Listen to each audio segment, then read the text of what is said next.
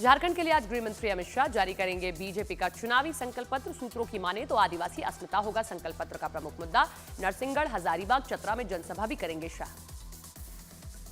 शिवराज सिंह चौहान का सीएम हेमंत सोरेन पर हमला, बोले वो कमाल के जादूगर है। 5 साल पहले 42 साल के थे, अब 49 साल के हो गए हैं। केंद्रीय मंत्री गिरिराज सिंह ने हेमंत सोरेन को कांग्रेस का चचेरा भाई बताया। कहा वो आदिवासी को खत्म करने में जुटे हैं, ये खतरे की घंटी है। असम के सीएम हिमंता बिस्वा शर्मा ने जेएमएम कांग्रेस पर किया हमला, बोले दोनों का उद्देश्य जाति के नाम पर हिंदुओं को वोट बांटना है और एक विशेष समुदाय का 100% वोट लेना है। सीएम हेमंत सोरेन का बीजेपी पर बड़ा हमला, कहा जनता का आशीर्वाद रहा तो ऐसे हजारों बीजेपी वालों को गुजरात भगा देंगे।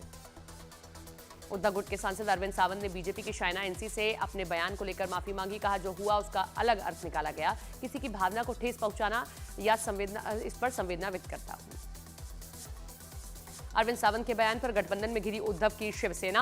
कांग्रेस नेता विजय वडेट्टीवार ने अरविंद सावंत पर कार्रवाई की मांग की है।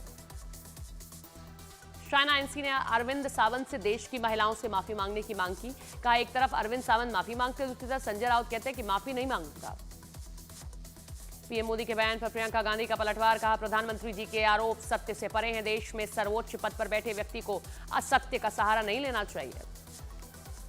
हिमाचल के सीएम सुक्खू ने कहा कि हमारी सरकार ने एक माह में 2 बार सैलरी का भुगतान करके एक नई मिसाल कायम की है। राजनीतिक लाभ के लिए झूठ बोलना अनुचित है। सीएम सुक्खू के बयान पर पूर्व सीएम जयराम ठाकुर का पलटवार। का मुख्यमंत्री सुक्खू जी को अब झूठ बोलने से परहेज करना चाहिए। झूठे वादों से सरकार की किरकिरी होती है। बीजेपी सांसद अनुराग ठाकुर ने कहा कि जनता अब कांग्रेस का असली चेहरा जान चुकी है। महाराष्ट्र, झारखंड में भी कांग्रेस की हार तय है। वीएचपी के राष्ट्रीय अध्यक्ष आलोक कुमार ने कहा कि एक रहेंगे तो नेक रहेंगे। नेक के लिए हिंदू इकट्ठा होता है, जिहाद के लिए नहीं। लखनऊ में समाजवादी पार्टी के दफ्तर के बाहर लगा नया पोस्टर, जिसमें लिखा है मठाधीश बांटेंगे तो काटेंगे, पीडीए जोड़ेगी और जीतेगी। बटेंगे तो कटेंगे बयान पर मायावती की एंट्री। कहा बसपा से जुड़ेंगे तो आगे बढ़ेंगे और सुरक्षित रहेंगे। मायावती के बयान पर बीजेपी का पलटवार। प्रवक्ता राकेश त्रिपाठी बोले खोया हुआ वोट बैंक पाने के लिए मायावती हर प्रकार के यत्न कर रही हैं। बटेंगे तो कटेंगे के बयान पर धीरेन्द्र शास्त्री का बयान। कहा सनातनी अब चुप बैठने वाले नहीं है, छेड़ोगे तो छोड़ेंगे नहीं। केशव प्रसाद मौर्य ने कहा कि एक है तो सेफ है वाले बयान पर समर्थन किया है। पीएम के इस उद्देश्य में ही विकसित भारत की गारंटी और हम सबकी भलाई है। लालू यादव ने कहा धरती पर अत्याचार बढ़ा हुआ है, श्री कृष्ण का नाम लेकर इसको खत्म करना चाहिए। बिहार के डिप्टी सीएम सम्राट चौधरी ने लालू परिवार पर हमला बोला। कहा बिहार को लूटने और भ्रष्टाचार के लिए लालू परिवार को क्रेडिट लेना चाहिए। केंद्रीय मंत्री गिरिराज सिंह ने तेजस्वी यादव पर बड़ा हमला किया और कहा कि वर्तमान समय में रानी के पेट से पैदा लिया बेटा तेजस्वी राजगद्दी संभाल रहा है। जेडीयू ने तेजस्वी यादव पर लगाया लालू यादव को राजनीतिक रूप से नजरबंद करने का आरोप। कहा मरीन ड्राइव पर जाते हैं लेकिन बिहार और झारखंड में प्रचार नहीं करने दिया जा रहा है। बीजेपी ने भी तेजस्वी पर अपने पिता को घर पर नजरबंद करने का आरोप लगाया। प्रवक्ता प्रभाकर मिश्रा ने कहा कि लालू को किसी भी चुनावी सभा में नहीं जाने दिया जा रहा है। जेडीयू बीजेपी के आरोप पर आरजेडी का पलटवार। कहा लालू प्रचार करने जाएंगे, नीतीश कुमार को प्रेस से नहीं मिलने दिया जा रहा है। दिल्ली के शेख सराय फेज 1 में बीजेपी और आम आदमी पार्टी कार्यकर्ताओं में नोकझोंक। डीडीए पार्क में छठ पूजा को लेकर नोकझोंक हुई, पुलिस ने हाथा को संभाला।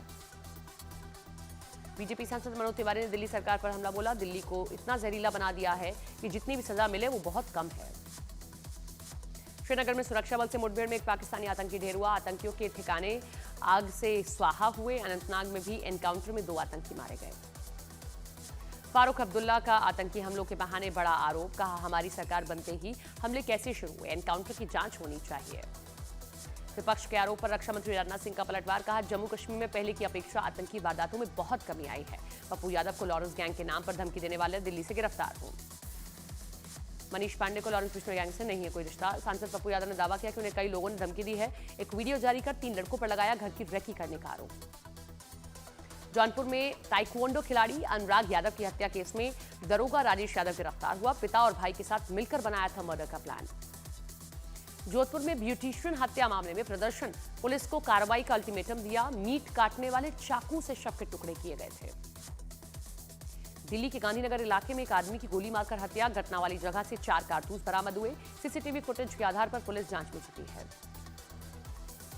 दिल्ली के रूपनगर इलाके में एक महिला ने अपने पति का प्राइवेट पार्ट काटा। पति पर नशे में झगड़ा करने के बाद हमला करने का आरोपी पत्नी फरार।